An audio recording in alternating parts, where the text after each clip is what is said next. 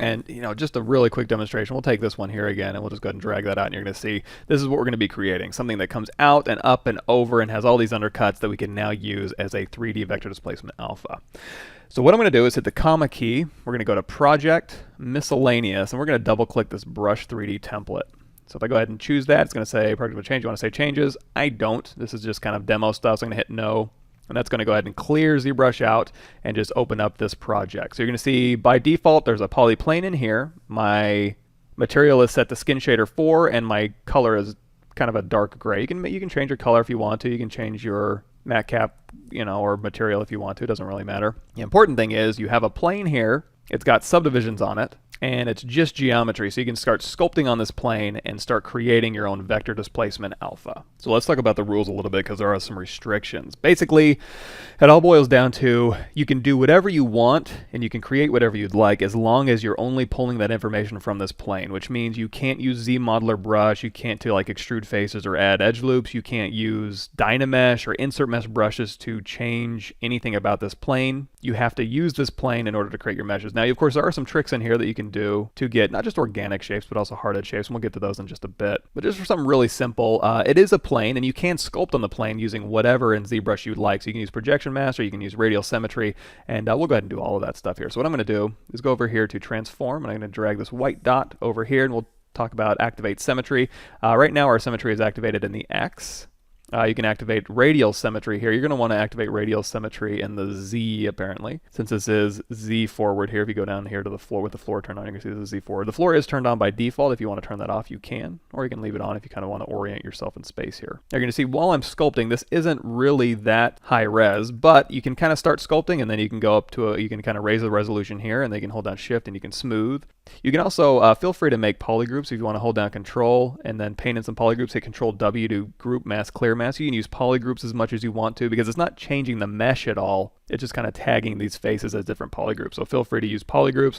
And when you do use polygroups, what you can do is you can go ahead and mask out a polygroup here, hit Control W, and now you have an easy access. If you hit W, you can Control click any polygroup here, and it'll go ahead and mask. Actually, if you hit Y here, you can use transpose. You can Alt or Control tap any polygroup, it'll go ahead and automatically unmask that. So now you can hold down Shift and push this back here, and then unmask, and then you can hold down Shift and smooth. So you can use polygroups to your advantage as well. And you'll see polyframe is turned on by default, it looks like. All right, to give myself some more breathing room here, what I'm going to do is I'm going to take my undo slider all the way back here. Instead of doing 8, I'm going to do like 5 here. So what I can do is I can hold down Control, I can mask, I can Control tap to invert that mask. I can use transpose or the new gizmo here to kind of pull these things straight out if I want to, just to get some major deformations here.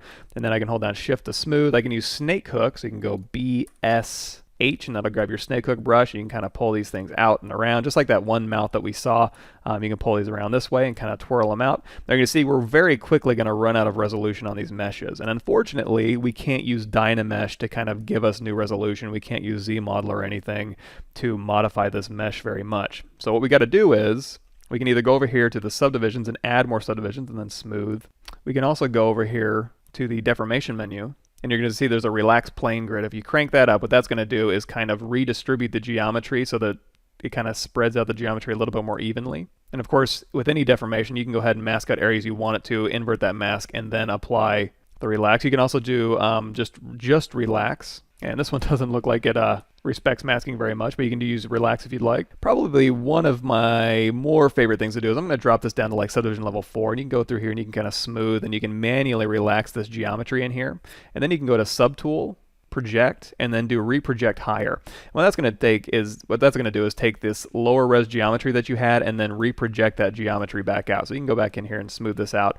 And now the geometry is a little bit more evenly distributed. Let's go, and it goes all the way high. So I'm going to drop back down to level 6 and kind of clean this up a little bit. So that'll go ahead and redistribute so you have more geometry in these areas so you can continue to use snake hook and pull more polygons around. Now you're going to see as I'm doing this, I'm kind of warping this back plane grid here. It's not great. So what we want to do is I'm going to go to the side here, and I'm just going to mask out. Now we still have radial symmetry on, so it's kind of doing a good job. If I want to, I can hit X to turn my symmetry off, and I basically just want to grab these edges here. So I'm going to Control drag and just grab these edges here along the sides. Let's go ahead, and you can hold down Control and go into select lasso here, and you can go ahead and just select all these.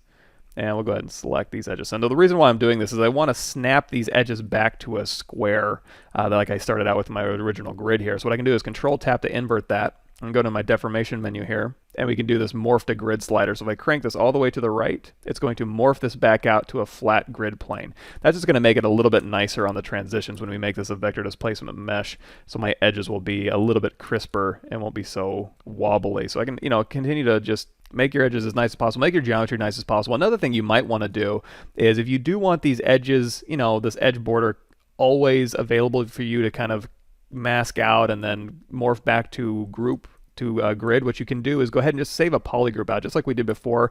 You can mask those edges out first before you first start, and then you can just hit Control W and you can kind of mask out these border edges. So for example, let's go all the way back to the beginning here. What I'm going to do is I'm going to turn on X symmetry. We'll do X and Y symmetry, not radial here.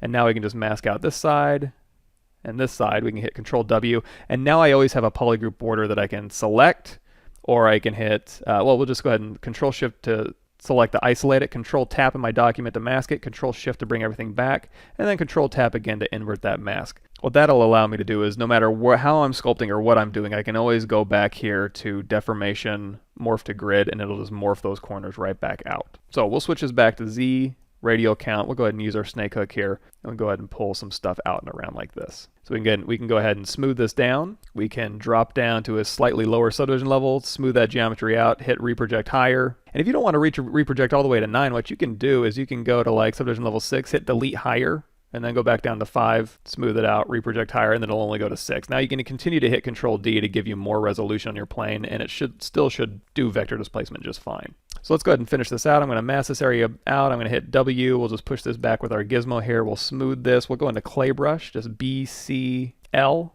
and then you can use your clay brush to kind of sculpt this stuff up and around. So we can kind of make this look. We'll go back to our standard brush here. And if you want more information on hotkeys, and we can go ahead and turn our polyframe off so we can just kind of focus on the sculpt here. If you want more information on hotkeys and setting up your own custom interface, go to my Intro to ZBrush Part 2 series on my channel. We can crank our Z intensity up, and we can kind of dig in and use our clay brush to dig out. And again, if we're getting, we go to the snake hook here and kind of continue pulling these out. If we're not getting enough resolution, drop it down, hold down Shift, kind of redistribute this geometry manually, reproject higher, and now we've got a little bit more clean geometry to kind of work with here. You can continue subdividing up. Subdivision level 9, I think, is the default, where the other one kind of stopped. And if you want to, you can actually, if you go into brush, we can go to chisel creature here, and we can also use some of this stuff if we want to kind of just add some more vector displacements. You can use other vector displacements to go ahead and change this geometry as well. Now once I have this thing ready to go, if I want to append it to this chisel brush, just chisel creature brush, I can. If I want to make my own, I'm going to go ahead and take this one and hit clone, and now we have our own chisel creature brush 1. Just like we mentioned before, if I go into the brush menu here and go to create, there's a lot of different ways to kind of clean this up. So if you, now that we're on our own clone, if there's things in here you don't want or you want to select and modify, you can go watch the previous videos and I go over that. So what I'm going to do is I'm just going to throw this here at the end. So I'm going to go with this vector displacement, I'm going to hit from mesh. And now when it made that alpha, what it did was, instead of just making, when we're using the previous from mesh with the standard brush and the chisel brush, you're going to see a little 3D here in the corner. Now it kind of covers it up, but here's a better one. So see how it has 3D in the corner? That means it's a vector displacement alpha. So now I can go out of edit mode, hit Control N, grab our sphere 3D, drag that out, go into edit mode, make a polymesh 3D, Control D, divide this thing up, and now we can use this vector displacement that we just made to kind of displace our mesh. If you want to kind of clean this up around the edges, you can change your focal shift here, and you can kind of just blur that out a little bit from your brush. If you hold down Alt, that'll cut in and do an inverse of your vector displacement here. And just like the other alpha brushes, if you don't want to do drag rect, you can do drag dot, and then you can just drag dot out your strokes here, and they'll keep them the same size as your brush for consistency. You can change it to dot stroke, and you can kind of just drag these out all at once. And again, all of this stuff up here is under your stroke menu. You can change your lazy step. If you crank it up, it's going to give a little bit more space in between them. If you crank it down, it's really going to kind of bunch them all up together.